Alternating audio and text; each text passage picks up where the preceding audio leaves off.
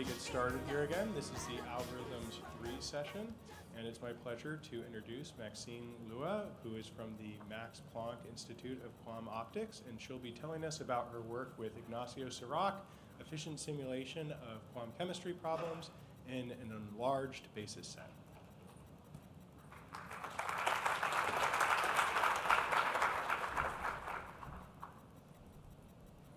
Thanks for the introduction, and I'm very happy to be here to share my work with you, which is about efficient simulation of quantum chemistry problems in an enlarged basis set, which is done by me and my supervisor, Ignacio Cirac. So firstly, I will talk about overall picture of our algorithm, and then I will talk about the classical part and the quantum part of our algorithm. And firstly, as we all know, an important industrial application of quantum computation is to solve chemistry problems. And the industry is interested in this possibility for many practical reasons. For example, to find new drugs or design better batteries. Well, there are many chemistry problems. The most relevant one for us is the one of quantum chemistry, which focuses on calculating the properties of molecules. So basically, in quantum chemistry, what people often do is to fix the position of nuclei and write down the Hamiltonian for the electrons, which is the so-called Born-Oppenheimer approximation. And in order to solve this Hamiltonian numerically, people usually will truncate it to a finite set of spin orbitals, which leads to the following second quantized Hamiltonian. So here, A stands for the fermion ionic operator for the spin orbitals, and H contains electrokinetic energy and the nuclei potential energy. And finally, the VIJKL is the so-called electron repulsion integral, which describes the Coulomb interaction between electrons. And it's exactly because of the two-body term here makes this Hamiltonian extremely hard for classical algorithms. So the aim of our work will be simulate the dynamics of this second quantized Hamiltonian. So that is, we want to approximate e to the minus IHT. So current quantum algorithms for quantum simulation falls into two categories. So one kind is using product formulas. That means we divide the total evolution time into small steps and trying to simulate every step with high accuracy. The other one is so-called qubitization algorithm.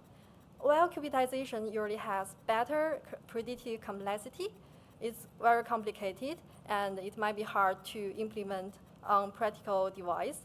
And product formulas usually has better empirical gate counts, and it's relatively easy to implement, and this will be the focus of our work.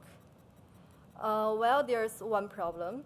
If you directly characterize this Hamiltonian, that will lead to n to the 4th gates each step, because this is the number of elementary terms in this Hamiltonian, where n is the number of orbitals.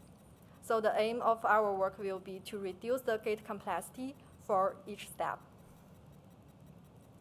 Previously, there are many works trying to reduce the gate complexity, and mainly there are two methods. The first method is to use some kind of low-rank representation of the ERI tensor. So the best one is the one using double low-rank factorization, which is this 2021 NPJ paper, and they are able to achieve a scaling of n cube.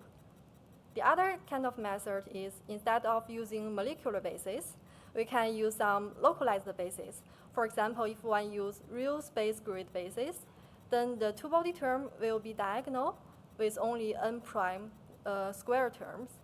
But the problem is, in order to achieve the same accuracy, the number of real space orbitals has to be much larger than the number of molecular bases. So here I summarize the dilemma in this small table here. So the situation is, if we use molecular bases, then the number of orbitals is okay, but the number of terms is too much.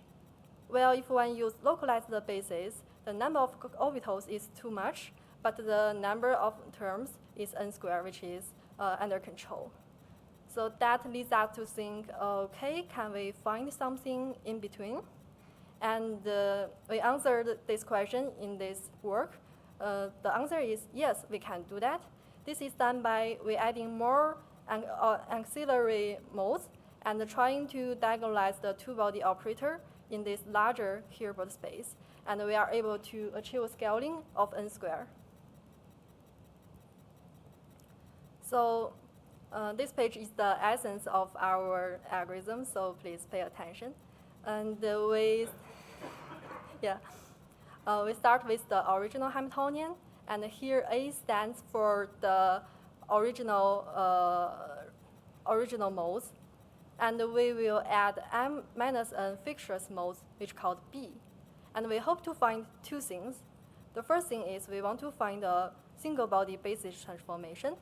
That will give us a set of new modes called C, which is a linear combination of the original modes A and the new modes B. The second thing we want to find is a diagonal operator in this new mode C, which is called V theta, equals to V theta alpha beta n alpha times n beta. So here by diagonal, we mean the operator that only depends on the number operator. So having found these two things, what we want to achieve is that V theta will equals to the original operator V when projected back to the vacuum states of the fictitious modes B. So that might sound a bit complicated, so I draw a diagram here to illustrate the idea more clearly.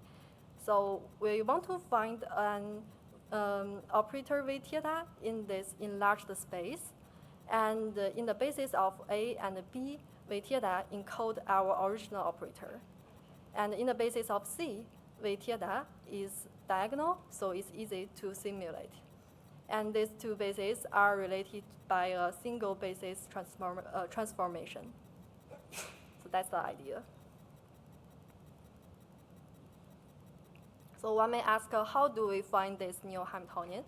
Actually, mathematically, this is equivalent to finding the following decomposition of the ERI tensor. Factorize the degree 4 tensor as a product of 5 matrices.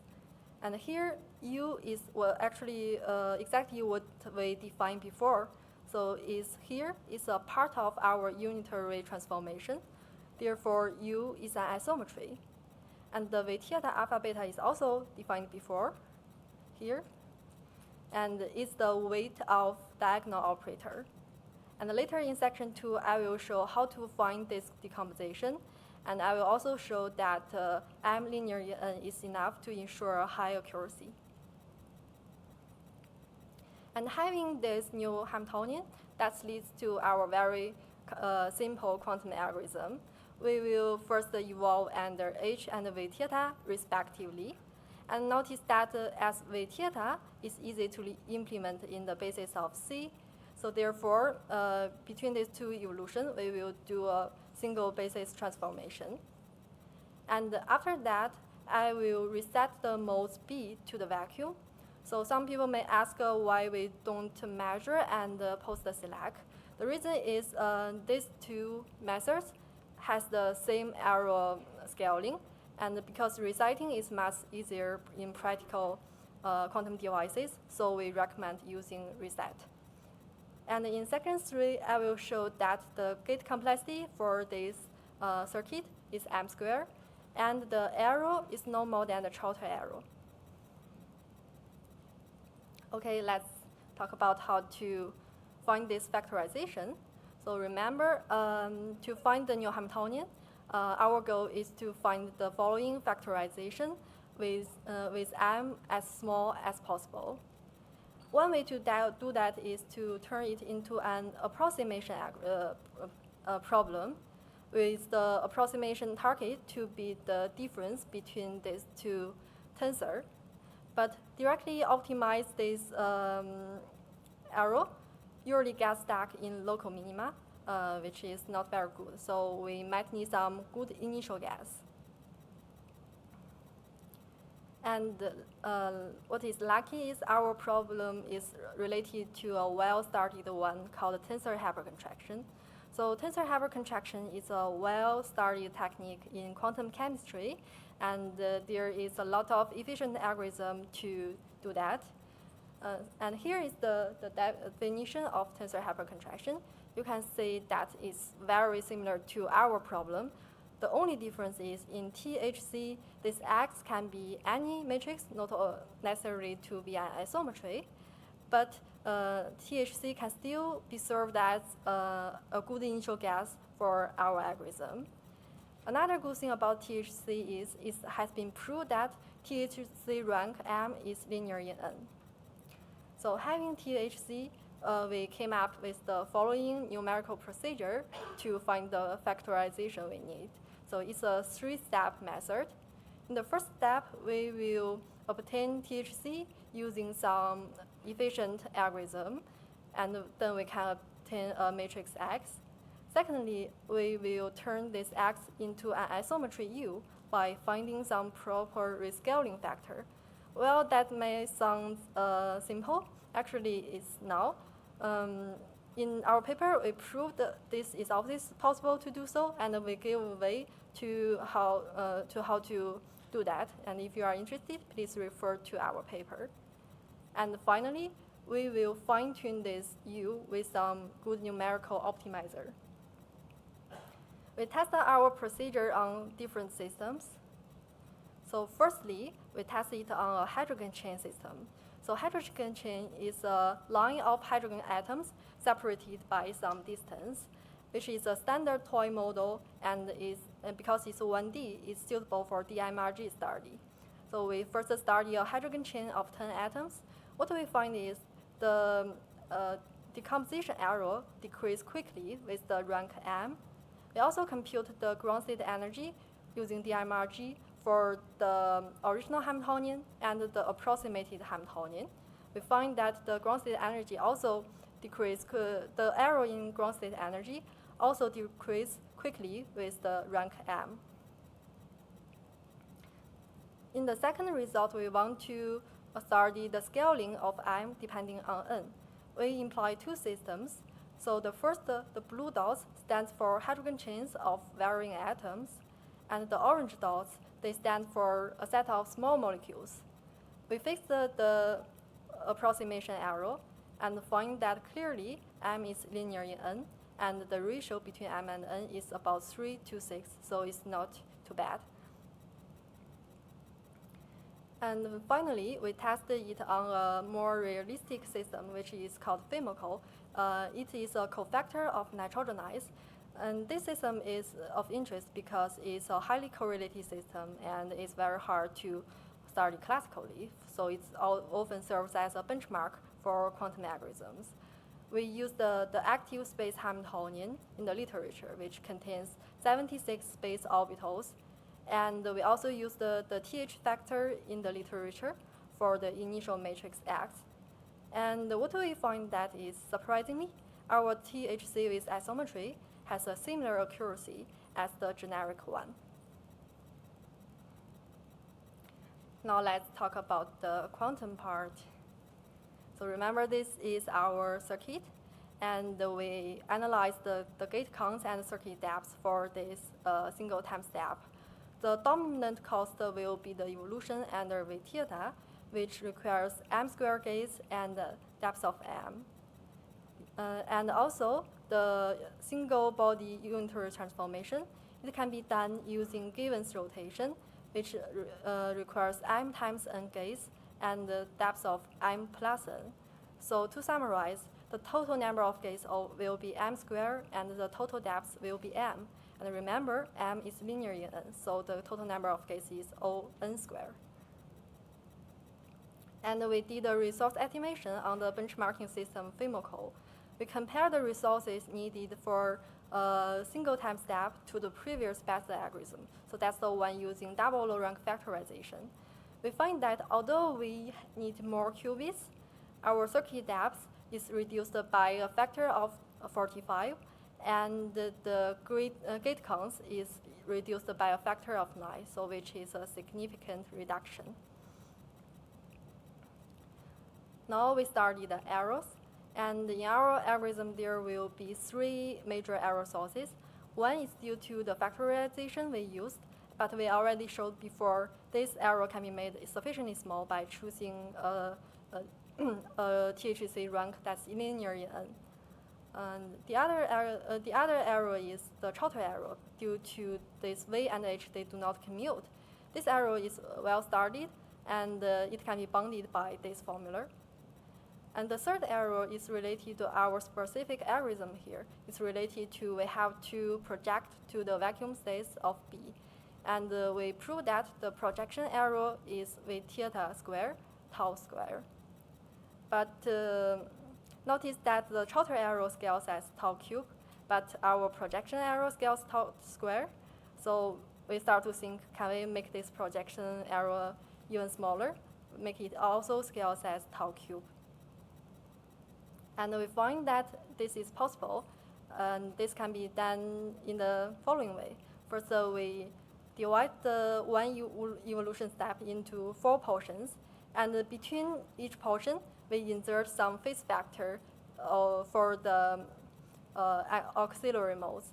And by carefully choosing those phase factors, we prove that the second order arrow cancels out, and the remaining one is the third order arrow. And this method works for any Hamiltonian up to 2 body terms. So to show that our improved algorithm really works, we did some simple numerical tests on a hydrogen molecule.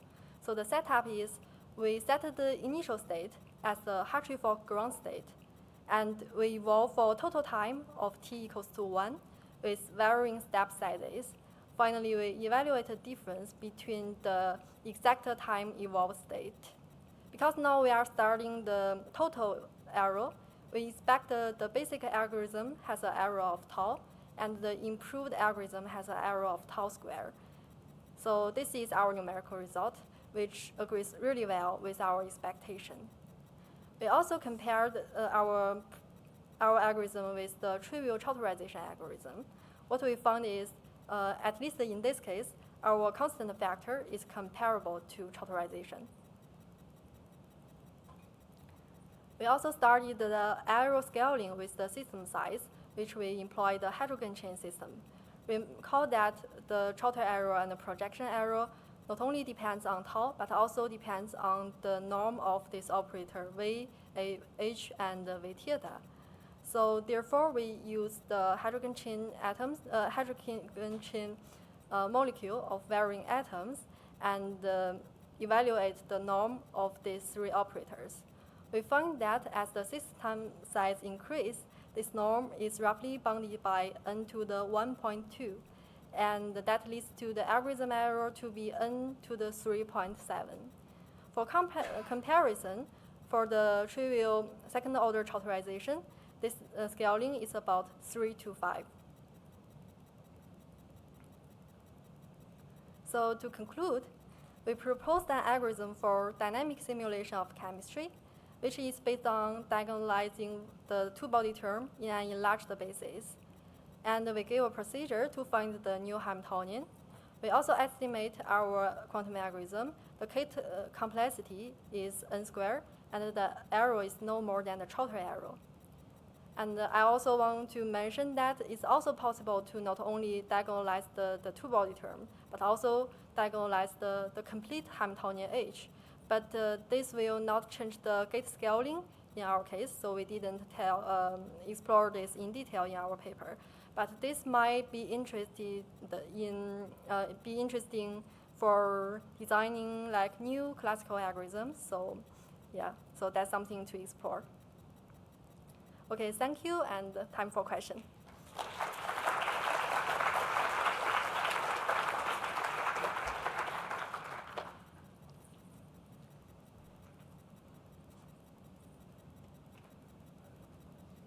So I have a couple questions. So one of them, this is probably pretty quick, but I might have missed it. Why is it important to use the isometry THC as opposed to just regular THC? Does that have to do with the orthogonality of the basis functions in the diagonal form, or?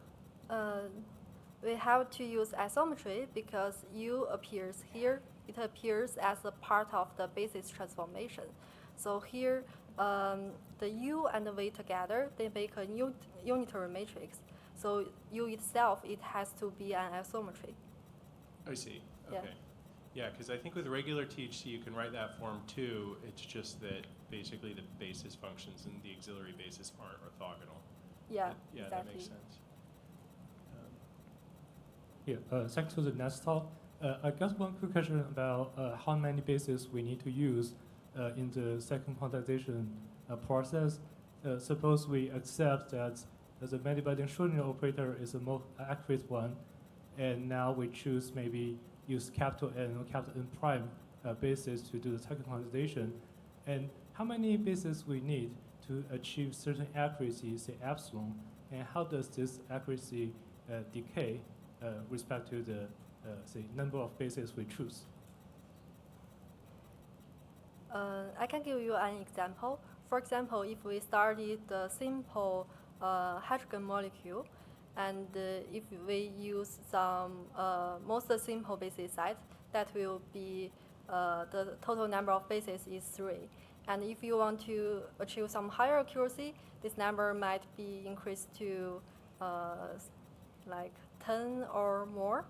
But if one want to use the real space grid basis and achieve the same accuracy, that number will be some thousand. Maybe let me rephrase my question in a more precise way. Say, suppose now we have a ground state for the many-binding Schrodinger operator, and now we want to compare the ground state with the ground state computed from the second quantized Hamiltonian.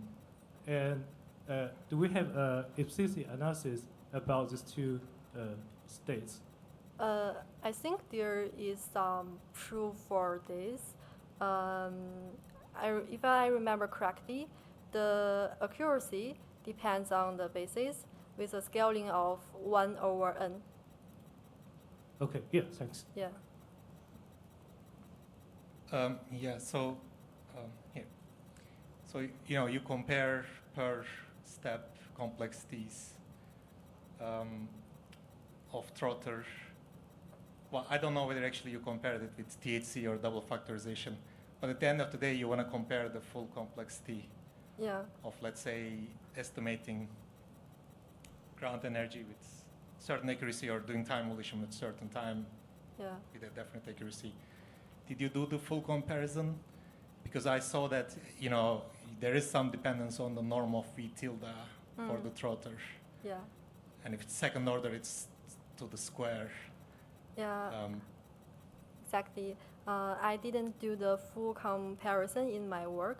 That is because now we only have a upper bound for the error scaling. And in practice, this error might scale much better, and we don't know.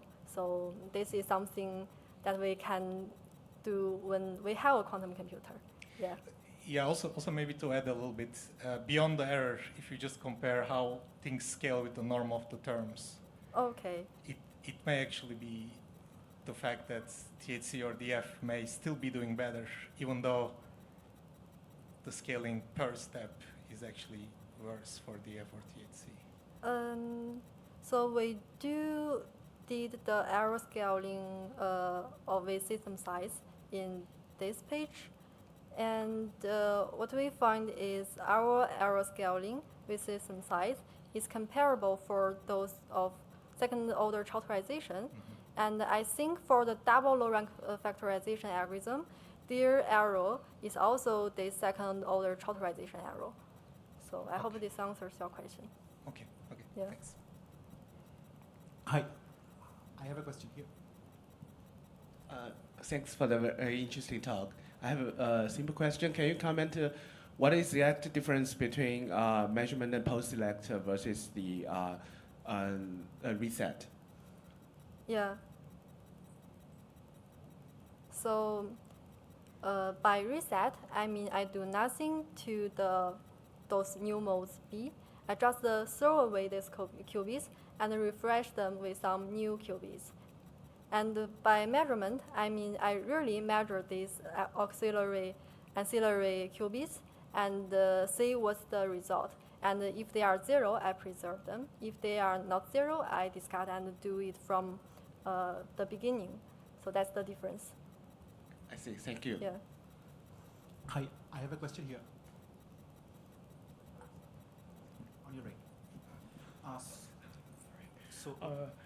Thanks for the nice talk. So we know that in chemistry, we care about time evolution, and also people use this quantum phase estimation to prepare the ground state. But before this phase estimation, people actually want to also prepare some initial state for this. I wonder for this kind of initial state preparation step, do this kind of enlarged basis can also be used? Or? Yeah, that can be used, but there's something to explore. Yeah. Okay, thanks. Yeah, I have a question here.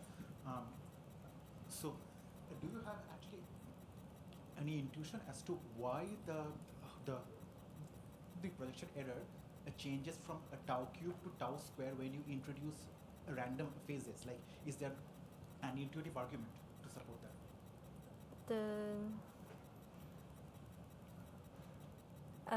So actually, those phases are not random. We choose it by we carefully choosing these factors so that the second order error cancels out.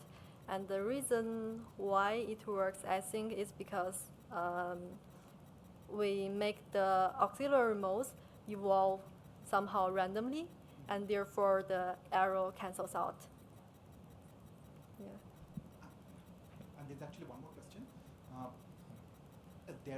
There are methods for formulating Hamiltonian where you convert the whole Hamiltonian into linear combination of Pauli words, and then you group the Pauli words which are commuting, either commuting like qubit wise, or they're commuting like they can be like diagonalized through a maximum click problem. So how does your method compares to those? Because if you group all of those Pauli words together, you can reduce the number of total operations by a lot.